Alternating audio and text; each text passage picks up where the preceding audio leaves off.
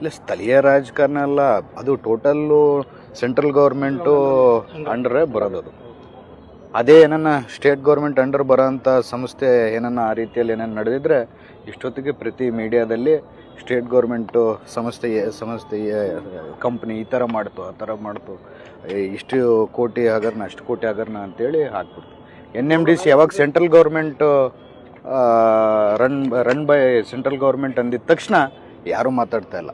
ಯಾಕಂದರೆ ಅದು BJP ಅವರಿಗೆ ಸೆಂಟ್ರಲ್ ಗೌರ್ಮೆಂಟ್ BJPದಿದೆ. ಸೆಂಟ್ರಲ್ ಗೌರ್ಮೆಂಟ್ ಬಗ್ಗೆ ಏನನ್ನ ಮಾತಾಡಿದ್ರೆ ಅವ್ರಿಗೂ ತೊಂದರೆ ಆಗುತ್ತೆ ಅಂತೇಳಿ ಒಬ್ಬ BJP ಶಾಸಕರಾಗಿರ್ಬೋದು, MP ಆಗಿರ್ಬೋದು, BJP ನಾಯಕರಾಗಿರ್ಬೋದು, ಯಾರೇ ನಾಯಕರಾಗಿರ್ಬೋದು ಒಬ್ಬರು ಧ್ವನಿ ಎತ್ತಾ ಇಲ್ಲ.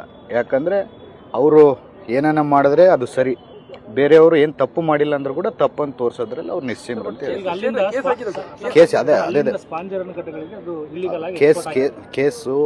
ಹಾಕಿದ್ದಾರೆ. ಕೇಸ್ ಹಾಕಿದ್ರು ಅದು ತನಿಖೆ ನಡೀತಿರುತ್ತೆ.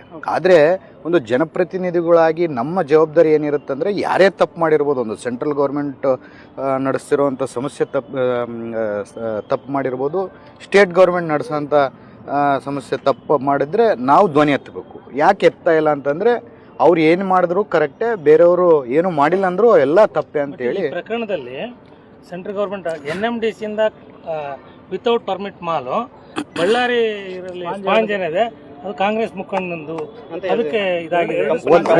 ಒಂದು ಮಾತು ಹೇಳೋಣ, ಒಂದು ಮಾತು, ಈಗ ಯಾರದೇ ಇರಲಿ NMDCಯಿಂದ ಈಗ ಏನು ರೂಲ್ಸ್ ಏನು, ವಿತೌಟ್ ಪರ್ಮಿಟು ಯಾವುದನ್ನ ಒಂದು ಕ್ವಾರಿ ಒಂದು ಮೈನ್ಸಿಂದ ಫ್ಯಾಕ್ಟ್ರಿಗೆ ಹೋದರೆ ಆ ಮೈನ್ಸ್ ಸೀಸ್ ಮಾಡಬೇಕು, ಫ್ಯಾಕ್ಟ್ರಿಯನ್ನು ಸೀಸ್ ಮಾಡಬೇಕು. NMDC ಸೀಸ್ ಆಯಿತಾ?